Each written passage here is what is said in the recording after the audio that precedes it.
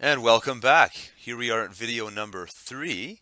And the question we're going to address in this video is, what is your topic going to be? What's your positioning and your background? And I guess I'll kick it off here, Brad, by saying you better know damn well what your book's going to be about, or you don't have a book. You have to have some kind of topic to go into this with. And obviously, if you can draw from experience, you can draw from things you already know and you're already good at, which is the only thing you should be writing about, then it should be a lot easier. And later on in a future video, we're going to give you some tips as to how you can actually extract ideas from your mind a lot easier than you might feel like it would be today if you were to sit down with a pen and start writing your book, or with a typewriter, right? Because we all use typewriters to write.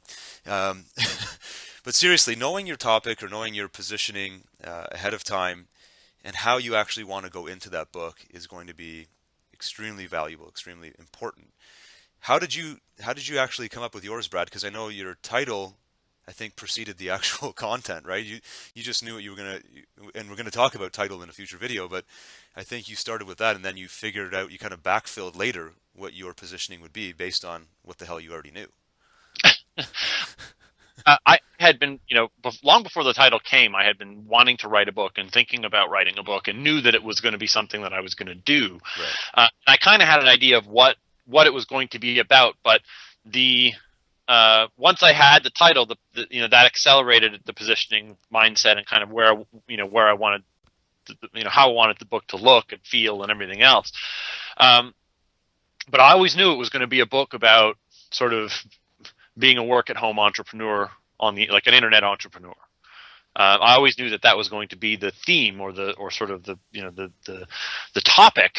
But how I was going to position that, how I was going to make that look, hadn't quite been figured out yet. And without that, you really don't have much, right? Because there's dozens of new books just like that coming out every month. Right. Yeah, it's hard to separate yourself when there's so much similar going on right now in the marketplace. And I think that's actually a good opportunity for you as the writer to kind of take a deeper look at what you already do, what you already know, some of the experiences you already have, and what makes you unique. Now, again, I don't know if you as the viewer here, I don't know what your background is.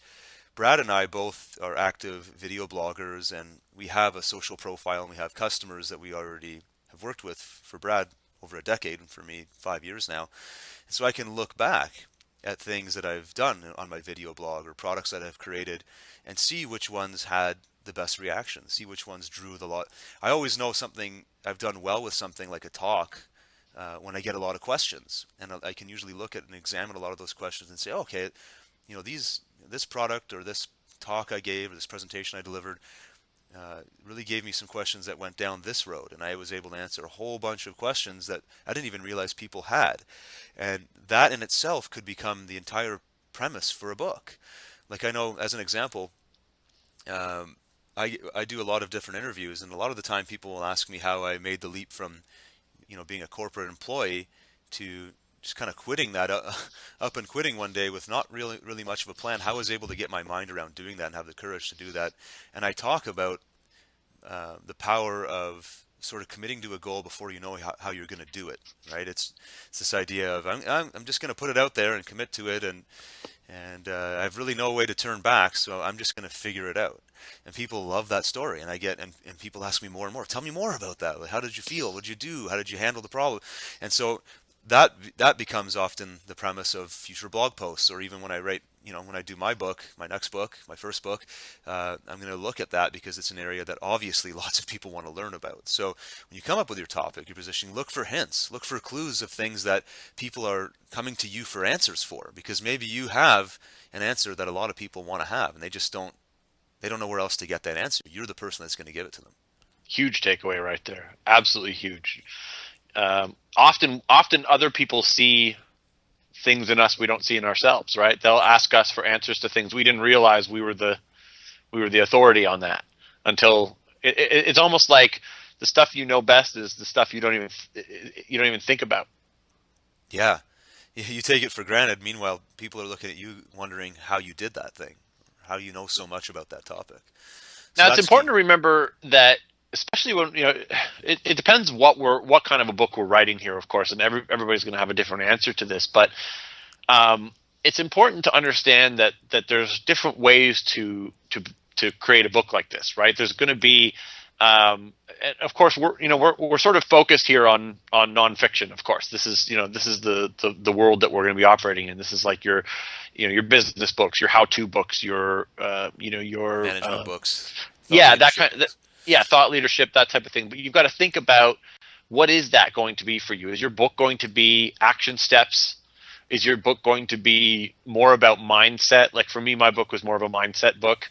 In fact, I've gotten a lot of criticism for not putting action steps and how tos. There's no actionable, stuff. It's more about how to think. You have to But decide. your perfect avatar loves that because they don't want action Yes, steps. They want inspiration because they're going to make their own steps. exactly. And more importantly, for me, writing a book about internet marketing, action steps change every week in this business. Yeah, exactly. It wouldn't Every, make a lot of sense. yeah. I mean, my book would already be a little bit out of date if it was all action steps. So you have to think about that. Am I in a fast-paced technology world where action step books aren't actually going to stand the test of time? Right? Why does a book like Think and Grow Rich still sell today? Why is it still, because it's a mindset book. Yeah. It doesn't matter when it was written. Yeah, And it's it doesn't, universal truths that are always going to be true. So, yeah. So, now again, if we're talking about how to install drywall, action steps are going to be just fine, although they will also eventually hit a wall, right? You're gonna find people are using newer technologies and newer products, even just a decade from now than they are today. So you've got to think about that kind of stuff. How much do you want to how much of it do you want to be mindset? How much of it do you want to be actionable? And you can have a bit of both in every book, but you may want to decide what side you want to lean on. yeah, and then to further to that point, you can even ask yourself, do I want it to be from first person perspective where I'm giving my own advice? A lot of people aren't necessarily experts on the domain themselves, but they're researchers and they went and found the best people on a certain topic, and now they're the author of a book. They kind of became an expert because they talked to all the experts in that field. That could be you as well. So never use Sure. the excuse of, well, I don't know enough about X, Y, whatever. I don't want to say Z because it sounds too Canadian. So X, Y, Z. Um, but that doesn't matter because if you have the initiative to go and find those people that give you the answers, now you kind of are an expert on that topic, Well, if and you you can film just a tell documentary, stories. you film a documentary about poker, you're going to know a lot about poker at the end of that project. Or if you write a book about something, you're going to learn everything there is about that in that process. Even just reading just going through the read and edit rounds, if you have a ghostwriter doing it for you, you're still going to learn a ton about that topic. Yeah, absolutely. So I think we covered sort of two major points of discussion here. One is if it is going to come from you personally, you want to look into your life at areas or hints where you obviously are an expert in the eyes of other people. Maybe you didn't even notice that. And then also deciding what your book is going to be. Is it like Brad said, is it going to be of the mindset style? Is it going to be a how-to style? Are you going to be the researcher slash expert by meeting other experts? Is it a combination of all these different things? And you might want to do the most obvious stuff and look in your existing category, your existing industry, and what are other books doing? What resonates with you, what doesn't? What sells well, what doesn't? What kind of titles are they using and all that, which is a good segue for our next video.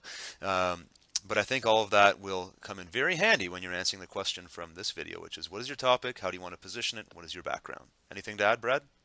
No, I think that's great. Excellent. Well, we'll see you in the next video, which is going to be very, very fun. What is your book title?